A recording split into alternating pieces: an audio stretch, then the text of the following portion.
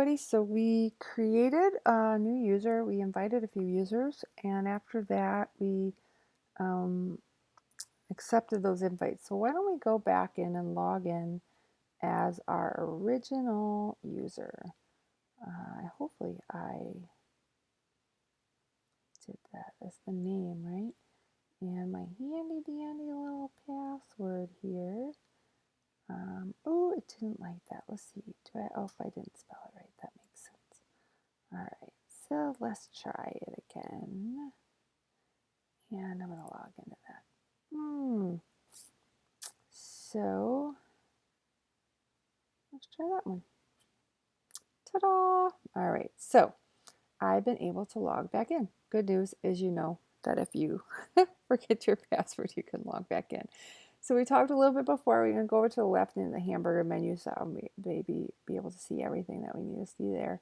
And on the right, if we actually click on that little head, I like that because it does show you who's all on your team at a quick glance. So if we look here now, the team invitations on the top, right over here, it says we have 2 helpers of the 2 max. So what that means, we'll talk a little more later, but we have 2 helpers that are with the free plan that we can use. So we're at our max, and if we invite any more, we'll either need to upgrade or get rid of somebody or do something like that. So the primary task or the primary helper is Polly, and so she's currently active. And there's 2 secondaries, so there's Julie and Fred. Now if we scroll up a little bit more, I forget that I have to do it on the screen on the phone, you'll see that you can actually invite more helpers right from that screen. But we already invited a bunch of people, so we're not going to do that right now. So that's what that little button is for here. This one I really like too, because if you click on that, it's the difference between the task view, which since we have no task isn't helpful, and the calendar view. And so you can see a different way. And then if you ever, when you ever click on that button there, let's go back. So if you tap the task view, this little button right here, whenever you click on that one, it always takes you back to the dashboard.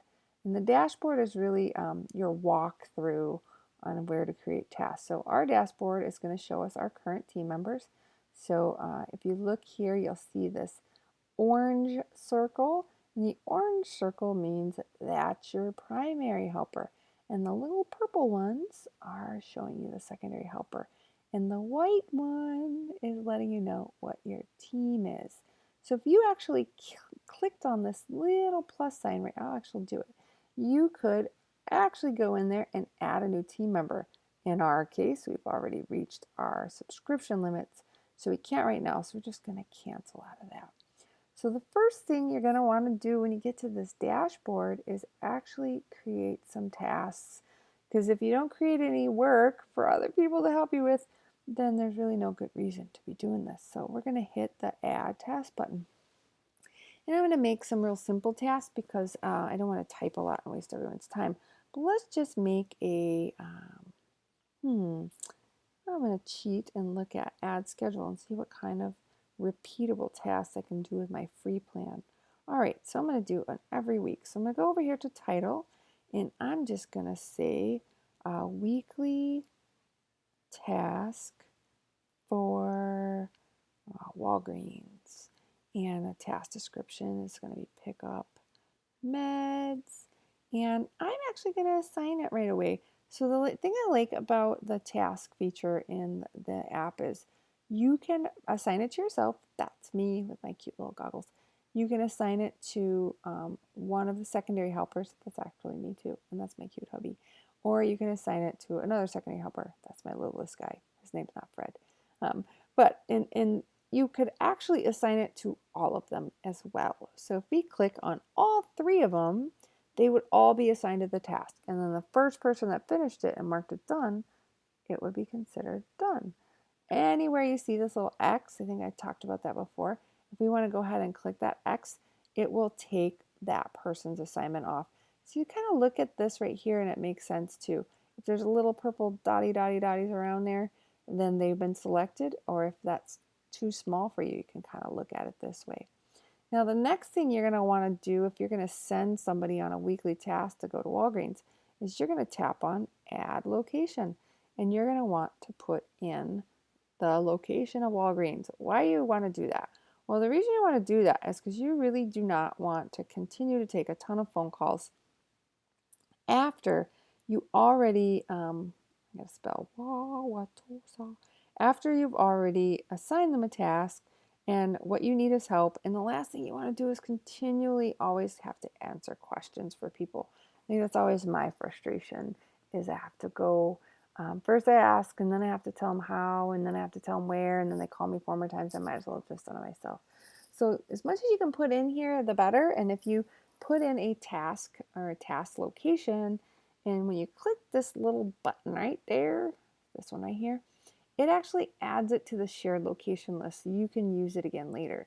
So it's always a good idea to put in the whole address, even if you have to look it up. And then in this corner up here, this is going to be an important icon to remember, this check plus here.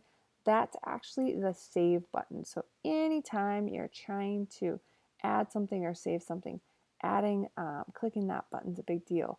So that saved our location, but if you notice, the new task still has that button. So we haven't saved this weekly task yet. So we're going to scroll up a little bit, and the reason we haven't saved it yet is we haven't finished updating everything. So we're going to click on the little Add Tags button. So adding tags is like the way for you to easily search for all things related. So let's say we're going to put meds and hit the little, right here is a plus. The plus will add the tag to being available. So if you think about if you wanted to see every single task that was related to meds, taking meds, visiting meds, changing meds, if you put the tag on the task or the tag on the appointment, then when you go and do a search, you can find everything related to meds. So it's things like meds. My daughter is always going to her ABA therapy, which is her autism therapy. So maybe we'll add that, and maybe we'll put like the senior center, things like that. So the other thing about tags, when you look at tags, and specifically task tags, because there'll be different tags for the documents, is if you unclick them like this, right? So if I'm touching that with my finger, the dark blue ones are attached to the task, and the light blue ones are just ones that are available. So in order to save this attachment, this ABA, we don't want to do that, right? It was Walgreens, so we're going to tap the meds. We have to save it. So always click that little button up at the top. Now we're still on new task, but this is one of those really good ones where they're not going to ask us a lot of questions. So we have a title, we have a little bit of a description. Maybe we're saying it's only open from 10 a.m. to 6 p.m. Like Monday through Friday. So something like that. Because I was just thinking like more data, right? And if you see, like right here's a task that we added, or the tag that we added. Now we started creating a schedule just for the sake of doing that. So if we go up here, it's not an all-day task. If I actually click this radio button, it would do that. So if we actually can, it would make it sort of an all-day task, but I don't want to do that.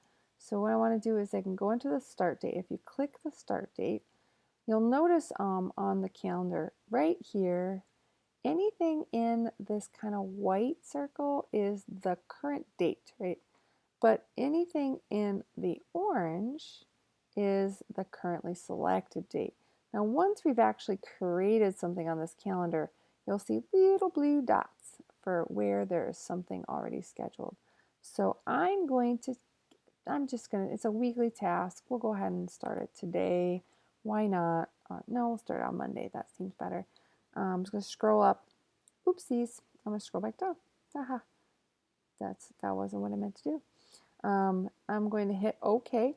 Now that I have the actual start date, I'm not going to do it at 12 o'clock in the morning. So let's say 10, 11 a.m. Give them a chance to get there, and then tap OK.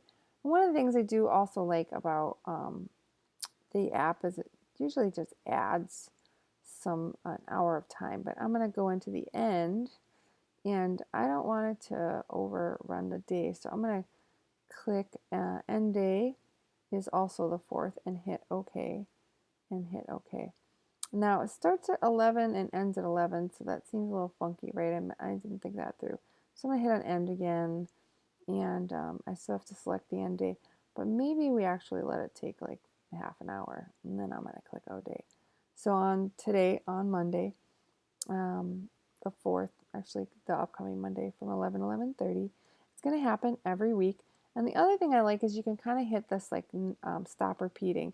You can say never, or you can actually go and click the date field and you can select one. And I'm just going to, I don't know, let's just say weekly, but let's maybe pick the 23rd of 2018. And then you could also choose the month if you want, but we'll just keep it there and then hit done.